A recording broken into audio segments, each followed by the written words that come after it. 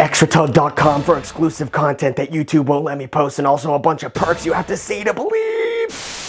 This topic is not like any other topic I've done on Big Tug. I'm not really saying how something sucks, and I'm not really doing the history of something. I kinda am, but it's not the same thing. This idea came to me as if it were a dream. I was eating a sandwich and I thought to myself, what the f is a sandwich? You know, what are we doing? And I thought I would make a video about what sandwiches are. So, you know, you clicked on the video, you must be a little bit interested, but, you know, it's just gonna be, let me go down to the synopsis, the syllabus of what we're talking about today. We got sandwich innovations, that's gonna be fun. We got when fast food came into the ball game, that's a big part of this. We got regional sandwiches, and then we got, like, what is a sandwich, pretty much, at the bare bones of it, and then I talk about hot dogs. So, like, that's all the bullet points. If you're not into that, get the f away. But to begin, in 1893, the cookbook Beverages and Sandwiches for Your Husband's Friends was published. The author on the cover of the book was listed as only the one who knows. And while the entire vibe of this cookbook, as you can understand, is hard to pin down, the real doozy comes in the intro, where the author states, "It is a mistaken idea that anybody can make a sandwich. To be sure, anyone can spread two pieces of bread, place a piece of meat between them, and call the result a sandwich. But to make a sandwich that is at the same time an Epicurean poem, an artistic chef d'oeuvre, requires patience and dainty skill." Now that's a lot of flowery language talking shit about people who don't know how to cook, but for context, later on in the book, there's a recipe for a raisin sandwich,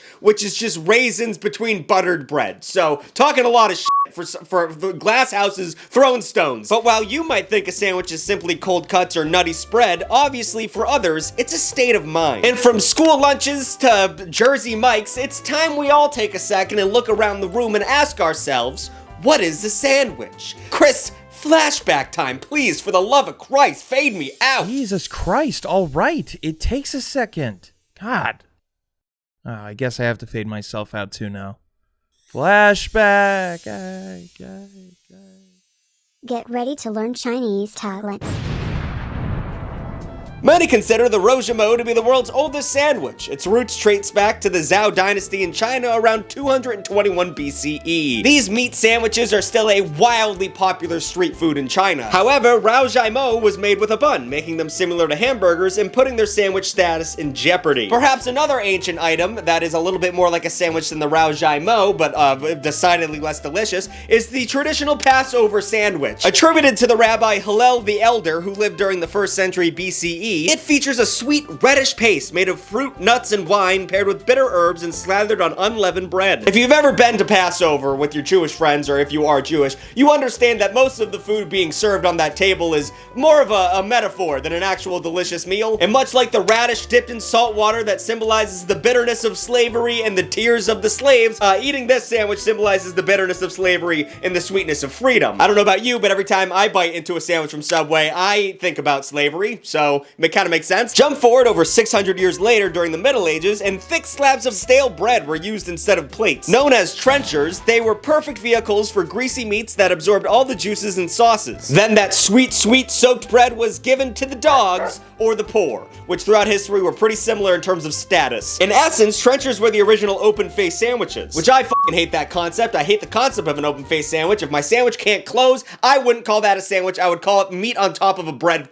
disc. It's fucking bullshit. Finally, in 1762, Jean Montague, the 4th Earl of Sandwich, hit on the version we know today. Now, the 4th Earl of Sandwich is not a dynasty of people who are made of sandwich meats and bread. Sandwich is a real place, both in wherever in Europe and also in Massachusetts. It's a town called Sandwich. After visiting the Mediterranean and Eastern Europe, where people were using pita pockets and other flatbreads to hold ingredients, Montague was inspired to use these culinary creations to help him gamble without interruption. He was famous for ordering cornbread between two pieces of toast so he wouldn't have to get up from his table while he was playing card games. He could just fucking munch in his hand right there. And everyone looked around and said, "John, you lazy son of a bitch, you're on to something." Soon all the fellow players at that card game started ordering this concoction, and they called it the sandwich. By the late 19th century, sandwich recipes were popping up in cookbooks all across the West. It seems crazy that you would need a recipe book for making a goddamn sandwich. Even, like, how hard could that be? Especially for something like peanut butter and jelly, something that is so simple the title of it is the recipe. But in 1901, the Boston Cooking School magazine of Culinary Science and Domestic Economics, Jesus Christ, what a title, published the first PB&J recipe. Shout out Boston. Sure, sandwiches aren't mind-blowing in the culinary scene, but their convenience led to widespread popularity across this great land. By the late 1920s, there was an explosion in sandwich innovation. Between 1927 and 1930, the lobster roll, po' boy, Philly cheesesteak, they were all created. It was a big year for hot sandwiches. And in the middle of this golden age of sandos, sliced bread was invented in 1928 by Otto Rodwetter. And yes, up until this point in the story, there was no sliced bread. That you had...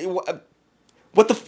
This is another one of those, this is so simple I can't believe it's actually an invention, because like, if someone is selling me a loaf of bread, I would say, hey, before I put that in my bag, go ahead and slice that puppy up for me. I don't know why I'm doing all this work myself. But just as sandwich technology and recipes reached their height, a lot of bad happened all at once. It was the end of the 1920s, which means, America sank into a Great Depression, something that I'm afraid we're gonna do in the 2020s. The simplicity and affordability of sandwiches made them a staple of this era, and helped solidify the sandwich as part of Americans' culinary tradition. They weren't all hits, however, during this time, because it was the Great Depression, and if you could find some meat on the ground, you'd put it between two pieces of bread. In 1936, the cookbook 1001 Sandwiches came out, which is crazy because even in the modern era, I don't think there is 1001 sandwiches unless you just were making some shit up. And that makes sense because that's pretty much what this cookbook was doing. They were just throwing shit at the wall and seeing what stuck. Some of the more insane entries were banana cheese pickle sandwich, oyster and bacon sandwich, cottage cheese carrot pickle sandwich, and something called the hot corn sandwich, which somehow also involves tomato sauce.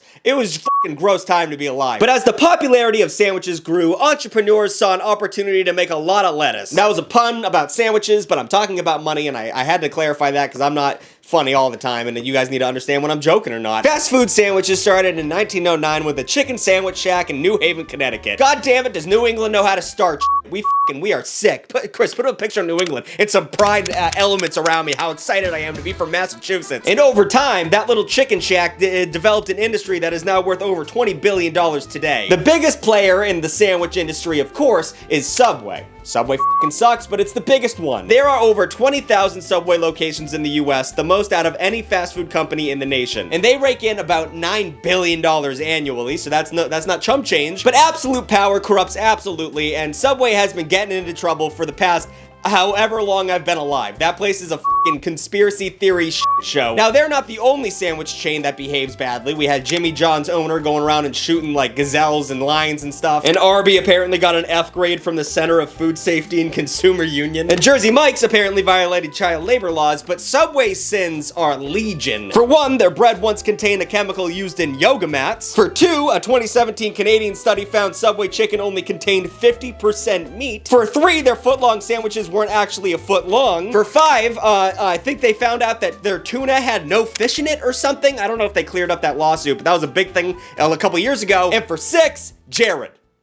Jared happened, and that's a whole can of worms. Probably should have started with that one because I don't have to talk about anything else because the fact that their #1 spokesperson turned out to be a horrific pedophile is more than enough to a reason not to go eat there. Now, Subway has the fast food market cornered, but they barely represent what an American sandwich is all about. For the tried true red, white, and blue version of a good old sandwich, you have to travel around a little bit and find out what's really going on in these great nation states. Up first, we're gonna talk about the muffaletta, or muffaletta, whatever. It's from New Orleans, so they're gonna make fun of me no matter how I pronounce it. Not only does New Orleans have the po' boy, but they also proudly claim the muffaletta, which is straight magic. I ate one of these one time and my knees buckled, and I started laughing hard out loud because it was so good. I was in a state of psychosis bliss. And the crazy thing is, apparently if you go to New Orleans, you can go into any convenience store and go to like the sandwich area, and they will just have these things for you. It's everywhere. And if it wasn't obvious that we were talking about the good sandwiches first, next up is the Cuban/French dip, and that is my fucking favorite. The Cuban sandwich was brought to America in the early 20th century by the way of Ybor City, Florida. The Cubans came over and they were like, look at this shit. Oh my god, rye bread? Everyone eat it. It's fantastic. And there's a lot of weird research on this. I couldn't figure out if this was an actual Cuban delicacy or they came to America and the Cubans made some shit up with what they had, but regardless, it's a fantastic sandwich. And then there's the French dip, which is pretty much just like prime ribs shaved thinly, and then you put it up, like pretty much on a baguette, and then you put some provolone cheese on that, and you dip it in au jus, and it has nothing to do with the French, and that's why it's so good. It was actually created in Los Angeles, and some guy was just fucking around. But I mean, the list of good sandwiches goes on and on, but some of them do not sound as good as the ones I just said. Kentucky has the hot brown, which is a sandwich. Sounds like someone took, that's what I would call a bad shit. I just took a hop around. But actually, it's an open-faced Sammy with turkey and bacon, smothered with Mornay sauce and then broiled. It sounds delicious, but you cannot eat it with, you can't just eat it like a sandwich. It's really meant to be eaten with a fork. It's more like an omelet without eggs. It's very confusing. But I mean, like, I talked about how I don't like open-faced sandwiches earlier, but this gets a pass because it's so goddamn good. And speaking of bad names, historically with food, sometimes you shouldn't name a food exactly what it is. But Iowa, historically, is a state that gives no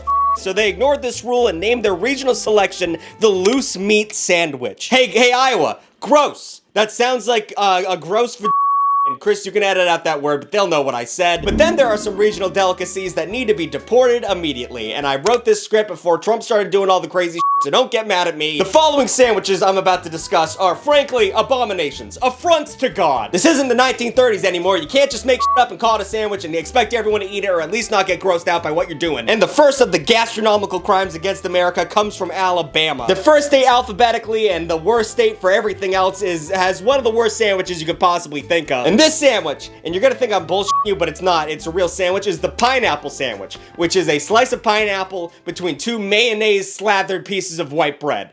What the fuck are we doing, Alabama? Where the fuck did you guys even find pineapples? How did that become a thing you're associated with? Pineapples come from Hawaii. You're fucking Alabama. I didn't even think you knew what pineapples were. And something else that really pisses me off about this sandwich, that it was created in a town called Pineapple, Alabama. Not pineapple, Pineapple, Alabama. This is fucking stupid as shit. It's got a lot of personality and no personality all at once. And it would make so much more sense if you just put a fucking burger in there. Honestly, this is a ridiculous sandwich. Now, you're probably sitting there thinking, Jesus, Tucker, you went a little hard at Alabama. And it's because I'm projecting. Because my state sandwich pisses me off every time I hear about it. Every time I watch, like, a YouTube video about every state sandwiches and they get to Massachusetts, I'm hoping they're not going to say the sandwich what I'm about to talk about. But technically, it's our state sandwich. And it makes me so fucking sad. It's such a boner sandwich. I mean, sure, we make the lobster roll. We're known for that, but Maine gets that. They make the lobsters so they can have the fucking lobster roll, whatever. But no, we are known for a little fucking number called the Fluffernutter, which is, I mean, it already sounds like a fucking Dr. Seuss joke. It's when you take 2 pieces of untoasted white bread, and then you put peanut butter and marshmallow fluff. Do you guys know what marshmallow fluff is? Do I have to explain that to you? Apparently, you can't even get fluff in other parts of the country, so you can get like jet puffed marshmallow spread, which is not the same thing. Go to Massachusetts and get some fluff. Chris, put up a picture of what fluff looks like. It's one of those things that perfectly encapsulates the Boston ethos. Everyone knows it's disgusting, but we're proud of it, and we'll fight you if you fucking talk shit about it. It's whatever. And honestly, I've thought about this a lot. A Fluffernutter is not that far off from a PB&J. They're both sugar shit shows. The only difference is jelly pretends it has some like fucking vitamins or some shit got going on. Jelly is pretentious. We don't fuck around in Boston. We're just gonna give you sugar and you're not gonna pretend like it's something else. And to be fair, Fluffernutters are amazing when you're 5, but if you're a grown adult making yourself a Fluffernutter, you know, find a rope. Oh, that's okay. But also, the Fluffernutter is not the worst sandwich that comes out of Massachusetts. We have another one that's fucking dog shit. The worst sandwich from Massachusetts goes to the chow mein sandwich, which I have seen before, but I've never eaten because what the fuck is this? Technically, it might count as one of the first examples of fusion cuisine, but I don't think we can give Boston any credit on multiculturalism. It's the worst of all worlds. It doesn't even taste like regular chow mein because they use a weird brown gravy sauce instead of like the normal spices and oils, and it gets the hamburger bun so wet that you have to eat it with a spoon. It's like a fucking pudding. It does provide context to the answer of a very important question: what would a worm sandwich taste like? But I've made fun of Massachusetts long enough to have some talking credit, so let's move on down the line to Wisconsin. Wisconsin made a bold culinary move and decided to just not cook the meat in their sandwiches at all. They have a little something special called the cannibal sandwich, and they actually eat this shit. I don't know why. The traditional cannibal sandwich is made with raw minced beef on rye bread with chopped onions. I mean, the fact that it's disgusting pales in comparison to the fact that it's just straight up dangerous. And I don't know how you could be so lazy while you're making a sandwich. A sandwich is the laziest meal you can make, and you skip the cooking of the meat? That's like the one thing you have to do. And there's like, you know, beef tartare, which is raw meat, but if you get that at a fancy restaurant, you understand that they're probably using really high quality beef. If I'm going to Wisconsin and getting a cannibal sandwich, that's probably McDonald's burger meat. Holy hell. And also, this is not against the point, but don't you guys, Wisconsin, don't you have a ton of cheese? Don't you have a bunch of, put some cheese on this fucking thing. Why are you just doing onion and beef? And then last but not least, I just had to mention this one. In Missouri, they have a thing called fried brain sandwich, and that is exactly what the you think it is. Cow brains were used for cheap sandwich fixins. And to make it more palatable, it was breaded and fried, so you at least thought you were eating a fucking chicken cutlet. In 1986, the first recorded case of mad cow disease caused concerned residents to alter their sandwich, and they didn't say to themselves, let's stop eating animal brains. They said, hey, enough of these cow brains. We're doing pig brain now. And to be fair, only a few select restaurants still serve brain sandwiches, and only the most adventurous customers will order it. But you know, you still serve it, Missouri, so yeah, I have to give you shit. You can't put the genie back in the bottle. You can't act like this isn't who you are. You're still serving it. So from peanut butter to brains, it seems like anyone is willing to call anything a sandwich. But do we really have a strong definition of what a sandwich is? We're gonna get real metaphysical here real quick. The USDA defines a sandwich as at least 35% cooked meat and no more than 50% bread. The British Sandwich Association, yes, that is a real thing, defines them as any form of bread with a filling generally assembled cold. So the definition is kind of taking shape, but there definitely is almost a purposeful vagueness to it. But things start to go off the rails once you consider the Merriam-Webster's definition, which is 2 or more slices of bread or a split roll having filling in between, or 1 slice of bread covered with food. That is the vaguest fucking shit I've ever heard in my life. Applying this logic, pretty much anything on a piece of bread is a sandwich. And the bread part itself is very vague. Are we talking like white loaf, Wonder Bread? Are we talking fucking pita? Are we talking tortillas? Is that bread? According to Webster's Merriam's dictionary, a piece of pizza is a fucking sandwich, which is not correct. That cannot be true. And finally, we get to the question that really made me want to make this video in the first place, which is a hot dog a sandwich? Which is a litmus test for if your friend is boring as or not. This feels a lot like the Supreme Court and obscenity I've talked about in past videos. It's more of a you know it when you see it type thing. And if you look around, no one has a real answer for this. Like here's an example. In Indiana, a judge ruled that tacos and burritos are sandwiches, which is what the are we doing? And then there's the fact of gyros, which I think that should be considered a sandwich, but I don't know. I think a gyro is a gyro. And then there's people who are like, Pop-Tart could be a sandwich because it's got filling between 2 pieces of bread, but then they're like, no, Pop-Tart is a ravioli, which it's not because it's not pasta. Here's the thing. Here's the way that I define how a hot dog is not a sandwich. Listen, this is very important, and the next time someone brings up this argument to you, use what I say here because it's an end-all be-all argument. Yes. Listen, yes, at the end of the day, a hot dog is technically a sandwich. A gyro is technically a sandwich. A pizza is technically a sandwich. But here's the thing. If you ask me, hey Tucker, do you want a sandwich? I'm gonna go make a sandwich. And I say, sure, I would love a sandwich. And you bring me back a hot dog, you're an asshole. You're a fucking asshole. And that means you're wrong and I'm right every single time. This is semantics. This is wordplay at its best. If I ask for a sandwich and you bring me a gyro, you're a that's the end of it. If I want a hot dog, I'll ask for a fucking hot dog. Also, the fact that a hot dog is a hot dog regardless of a bun is also confusing. Anyway, new videos every Wednesday and Saturday. That's what a sandwich was. Like, comment, and subscribe. And shout out to the extra tuglets who are the meat in my bun. Pause. They show up every week to Extra Tug to get an extra video. It's like $4 a month. It's worth going to if you just want to see what the website's all about. It's got good design. We hired a good designer for it, so just go and check that out. Let me know if you did it down in the comments below. Let me know where the real extra tuglets are. You should be proud of your status and boast about it and talk shit to other tuglets who don't have it. Don't actually do that. Anyway, I'll talk to you guys later.